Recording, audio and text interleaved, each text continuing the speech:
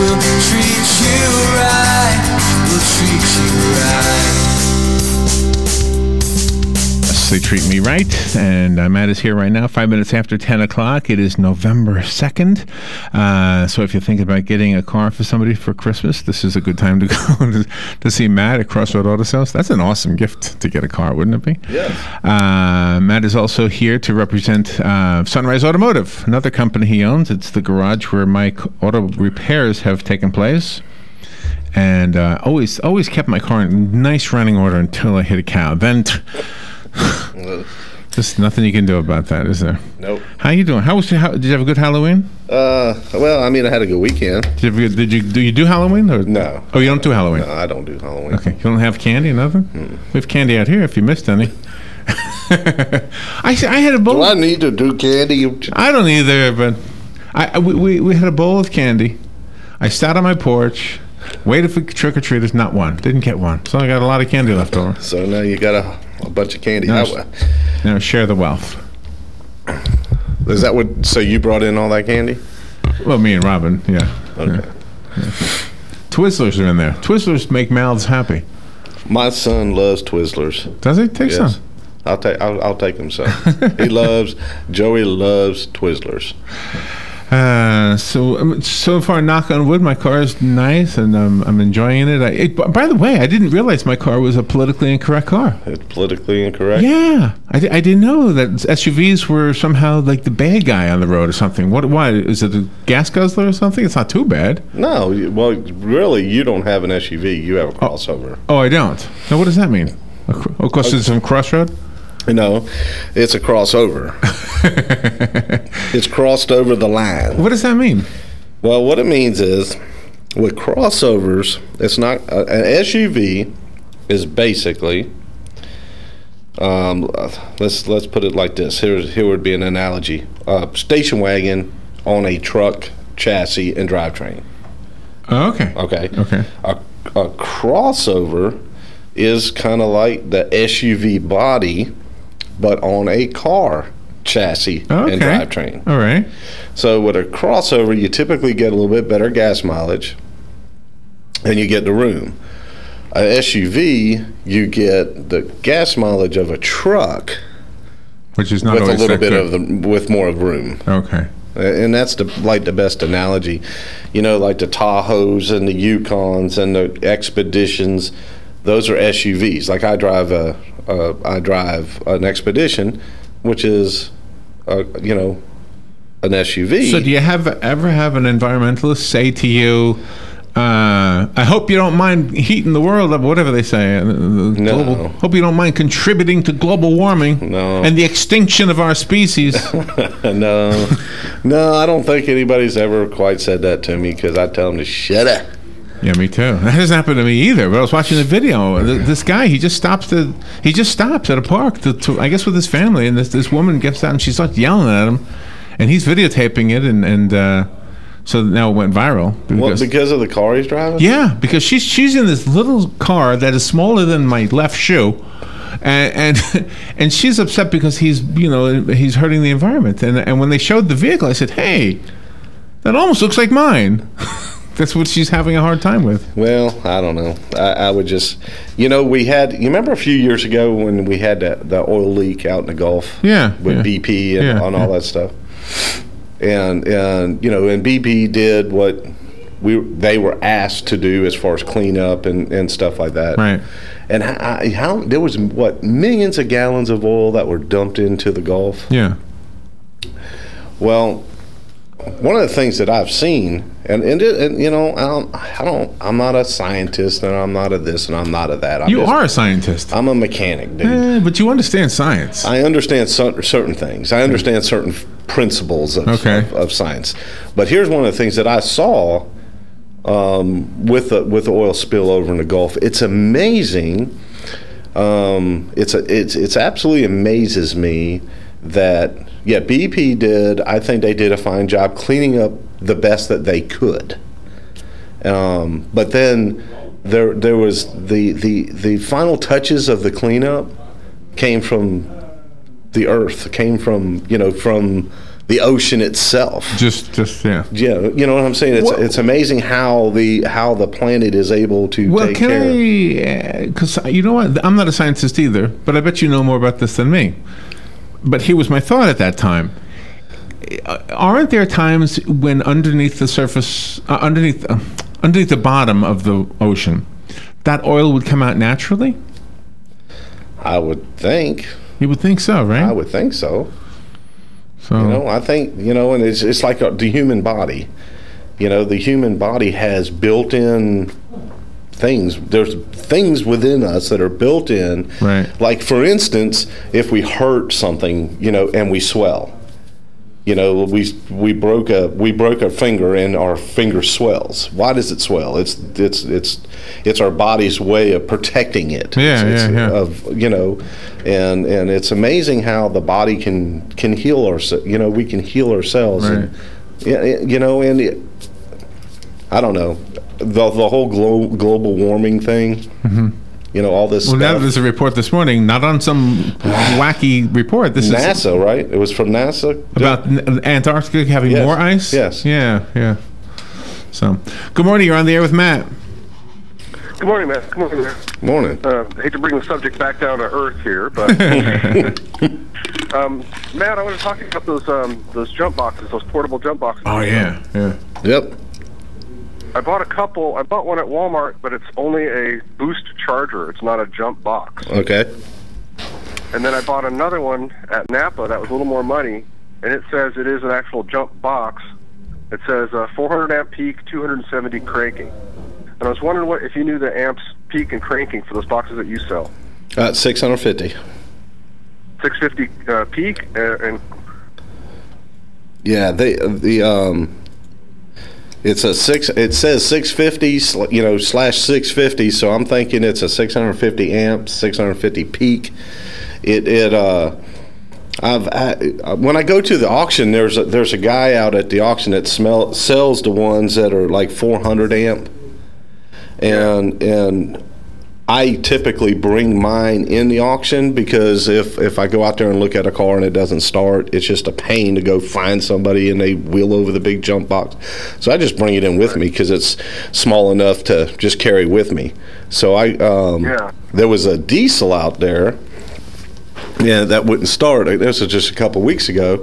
So I asked one of the guys that was selling one of the ones with 400 amp, would he come over here and let's try it? I wanted to look and see if it'd work. And he's like, naturally as a salesperson, he's like, yes, let's. So we went out there and it wouldn't start it. Oh, it wouldn't. No, and then I said, well, let me try mine and see if mine would start it, and mine did start it. Oh, wow. And one of the other things I didn't like about theirs was it had little inputs, you know, like a USB input. You could charge up your cell phone, and you can play an MP3 player or, you know, whatever. And I don't really care for that because, you know, I could see you using it for other things, and then when you do need it to jump off a car, then you used up some of the power. So mine does not do nothing but jump off cars. And so, because I'm the type of guy that likes to test things and put things to the test and look at other products and stuff like that too. So what did you pay for the jump box? I was on sale. It was about $90 with tax and everything. Okay, and that's a fair price. And and I would think that it would do a pretty good job as if you're, you know, if you're just doing a car gasoline engine. Right. It says it has a 1,200 milliamp battery. Yeah, see, I'm not sure what size battery is, and my box is probably considerably larger than your box. Yeah. But it's still small enough just to carry with me. I don't know. It's about the size of a VHS tape, I guess. It comes in a nice little case with the clamp cords and all of this, and the charger all in a little zipper case. So it's kind of handy. Yeah.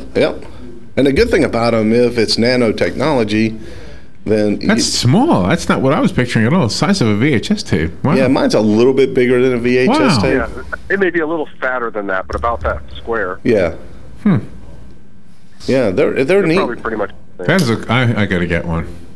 But that one I got at Walmart was deceptive because it looks like it has the big clamps, but then you read the instructions, it says not a jump starter, but it's a boost charger. Huh. So you put it on, and then it ramps up your battery, and you wait until the light turns green, and then you try it. Okay. You don't put it on there and go. Right. It's a boost charger for a battery, and that was only about $60. I think I'll just put that in one of the lesser cars that I have. Yeah, absolutely. But I do like having some kind of a jump box in all my cars, so I need one more, so I think I'll get one of yours and put that in my King car. Okay, yeah, bring it. Or if you want, come by and just take a look at it, you know? Okay. All right. Yeah, I'll do that. thank you. The other thing I liked about my old one is it had a tire pump built into it. Oh, really? Yeah, the old one that would be hard, heavy to carry. Yeah, it's big. Yeah, it's the big one. But I think it's 800 amps, and it has a tire pump built into it. So that's come in handy because you can carry a plug kit and a compressor that you can get yourself back going for flat tire most of the time. Yeah. Yep. Thank you. Good talking to you, fellas. Thank you, sir. One day when I grow up, I'm going to have a fleet of cars. He had a King car. He had lesser cars. Gosh, I got one. This is why I'm stuck when I have an accident with a cow. We have another call coming in. Let's take that call, and then we'll have to take a break. Good morning. You're on the air with Matt. I'm sorry, I just got in the car. What is the price on the jump box that he has? The one that I have is $125.90. That's $124.99. It's $125. And we can just come to your place and buy it? Yes, ma'am. Let me or you can call because I just sold. I think my last. I have to make an order. I have to order some, but I can get them. I can get them within a couple days. Okay, I will give you a call then. Thank you. All right, we will take a little break and be right back. The weather is brought to you by myfwc.com. Safe boating is no accident. On this Monday, it'll be partly sunny, very warm and humid with a high of 86 to 90. Partly to mostly cloudy Monday nights with some fog around late, low 70 to 74. For Tuesday, some morning fog, otherwise times of clouds and sun, very warm and humid with a shower or thunderstorm in spots, the high 86 to 90. For Wednesday, partly sunny and warm, high 84 to 88. From the Florida Weather Center, I'm meteorologist Joe Lundberg.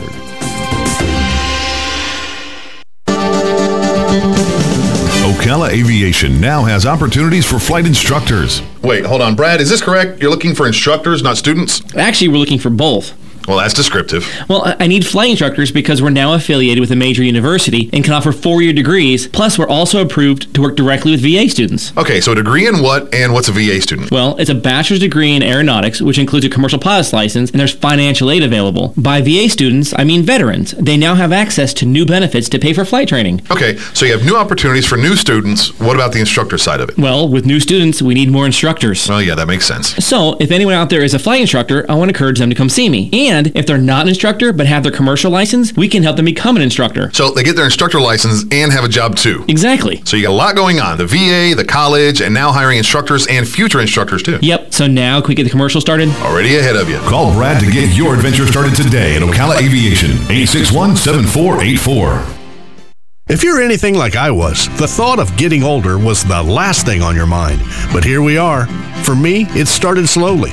The lack of energy, never being in the mood. And when I was, I could never perform at my best. I tried the pills and other treatments with minimal results, and all but given up on my sex life. Then I found the doctors at New Male Medical Center. Wow, they made a new male out of me. Feel like I'm 25 again. I have renewed vigor, so much more energy, and no longer worry about my performance. New Male treated me like my situation was one of a kind, with a custom treatment plan that really works. I feel great. They can create one for you too. It does not matter if you suffer from low testosterone, erectile dysfunction, or just want to last longer. New Male will help you. Call New Male Medical Center today at 352-404-4779. 352-404-4779. That's 352-404-4779. It will change your life. 352-404-4779. All right, 20 minutes after 10 o'clock. Thank you for tuning in. Matt Gibbs is here from Sunrise Automotive and Crossroad Auto Sales. I am a, what do you call somebody who's a customer? A customer, a patron? What am I? You're my friend, Larry. My You're friend. My friend. And you know, you mentioned something during the break, and I realized that this sounds like you're trying to sell something, and you are. I mean, you are, after all, are in business to sell things and fix things. But that is really a good idea for a Christmas gift or a gift period. To get somebody one of those boxes. What are they called? Do you have to stock up on them now that we're talking about it? Yeah, I usually don't order too much because it's just more money I got to put out. Right. I'll make a decent order. That is a really good idea. And it's the size. How big is the one you sell? He described it as the size of a VHS tape. Yeah, mine's big. It's actually like 2 VHS tapes. Maybe a VHS and a half tape. Wow. And that's enough to jumpstart a car. And if you keep it in the trunk, and I've had mine for about a year and a half. Right. And I've charged it twice in a year and a half. And I use mine all the time. Do you know beforehand, like before you go on a road trip, is there a way to test it to make sure that it's got a charge? Yeah, there's a little button that you push, and if the light is green, it's good to go. It's ready to go. And I jumped like 30, I think it was 35 or 36 cars. I jumped them off before I charged it the first way. time. Yeah. Why do you jump off so many cars? Well, why do I jump off so many cars? Yeah. Because I'm a dentist. So I can't imagine that, man. All right. So let's say I go on a road trip, I'm at a hotel or a restaurant, and somebody else needs to jump. So I jump them with mine. I'm not going to be left in the dark from my own if I need it. That's right. Now, if you hook that up backwards, it's the $125. You just throw it in the trash. But I'd much rather throw $125 in the trash than hooking it up backwards or them hooking it up backwards to their car. And what do you call it? What's it called? It's just a jump box. So just ask for a jump box. Yeah. Would you do me a favor? I know you do this at the end, but right now somebody listening wants to buy this. And I know it sounds like we're doing the infomercial thing. I promise we sort of kind of are, but it wasn't my intent. But what's your phone number so that they can call you? They can give me a call at 352-690-1993. See, I don't mind doing this kind of informational selling thing because it serves people. Yeah. It's much safer than how many people have jumper cables in their car? I mean, millions of people will drive around with jumper cables in their car? No, but you know what I'm always afraid of? I have jumper cables, but I'm always leery when somebody else says, do you have any jumper cables? And I know they're not only asking for cables, but they're asking for me to jump. Exactly. They're asking your car to be a part of this whole thing. Right. That's always scary to me. And a good pair of jumper cables are what, $50? This is a little bit, twice the money, but you eliminate your car, you take your car out of the equation. Right. And so how do you hook it up? With jumper cables? No, it's a box. Oh, it's got its own wires? It's got its own things. You just go right to the battery and start it up. You want me to go get it?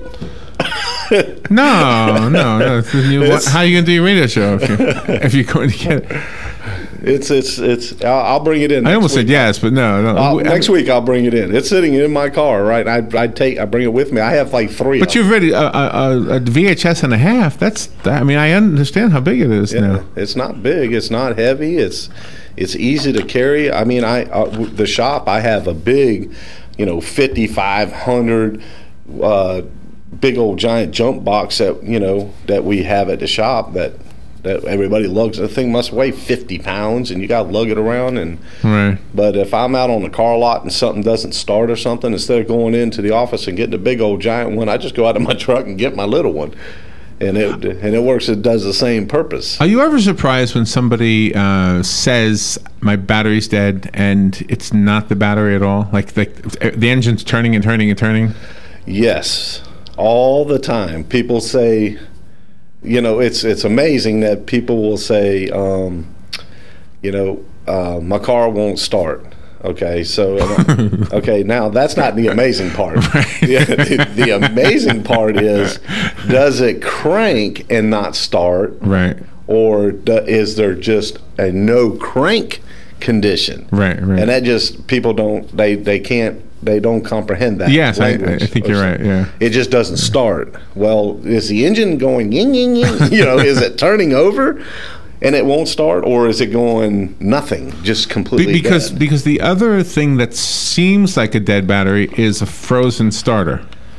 Right, but I'll have people call up and say I need a starter. Why? Because my car won't start. So it's not cranking over. No, it cranks over fine.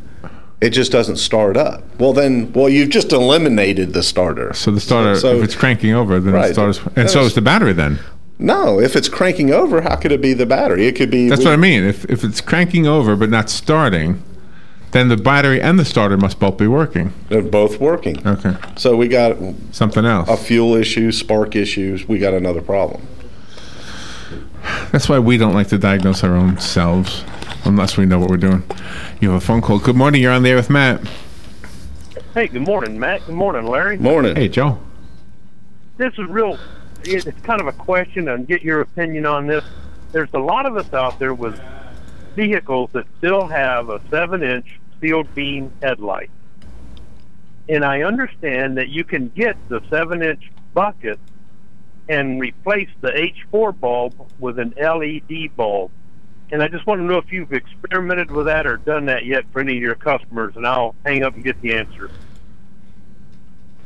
Yeah, I haven't seen too many of them. I don't know. A lot of folks, a lot of listeners have seen the old orange pickup truck that was at my shop and used at the. Yeah, I saw it. At the Special Olympics. If you got the hole-in-one on the 17th hole, you won a $30,000 truck. Yeah, won a $30,000 truck. Well, that $30,000 truck, it's got the round old-style headlights in it, but they were converted. And there's a conversion kit that you can get to. They're still the round headlights, but now they're LEDs, and so you can buy a kit and replace them from the old incandescent type headlight bulb to the new LED bulbs, and even xenon bulbs, the high voltage bulbs. I've done several of them. I don't quite understand why people want to spend hundreds of dollars of replacing their halogen bulb for a xenon bulb, right? But people want to do it, and is that the one that looks sort of bluish? Bluish, okay, right? Yeah, and those are high voltage. I mean, they're like, I think 33,000 volts that go to these, and you have to install this whole kit. But there are kits available, and you can pretty much do whatever you want to as far as lighting anymore. I mean, LED, xenon, halogens. You can, take the old style incandescent bulb and make it a halogen. Sky's the limit. So let me ask you this: in your house, you use as little power as possible, so you save money. If I have a high voltage bulb, does it actually cause my car to burn more gasoline? No. No. Okay. Does the air conditioner burn more gasoline? Yes. Oh, it does. Well, anything that adds a load to the engine is going to use more fuel. It's going to make the engine work. Okay, but if it's electric, harder. That's not true. That's not true. Well, there's probably nothing that's that electrical. Unless, now I will take that back. Some of these guys that have these cars with these stereo systems, the one that makes your car shake. Oh, yeah. Now the amps and whatnot, they a lot of times them guys will go in and put in different alternators, batteries, and whatnot. Now that by changing the alternator, it may create a little bit more engine load, because the engine is requiring more energy to turn that alternator. That makes sense. And just like, drag racers, if you've got a drag racing car, like these Top Fuel, the big long dragsters you see. Right. Now they have the blower on top of that dragster. It may take, the engine has to produce 900 horsepower to turn the blower. So it's taking 900 horsepower from the engine to turn the blower that produces 4,000 horsepower. Wow. So, but it takes the energy of that engine. And they have an electric one of them? Yeah, we saw it in here. Yeah, you showed me that. Yeah. Don Garlitz drove an electric one. Oh, my goodness. Okay. Once again, we're out of time. Matt, before we end, get one of those battery jumper things. I'll get several. What's the name? The number? Jump Box. Jump Box. My phone number is 352-690-1993. Call us if you need that repeated. Share this with somebody, because somebody you know and love would love one of these jump boxes. Thank you, Matt. Thank you, Larry. We'll be right back. Bye.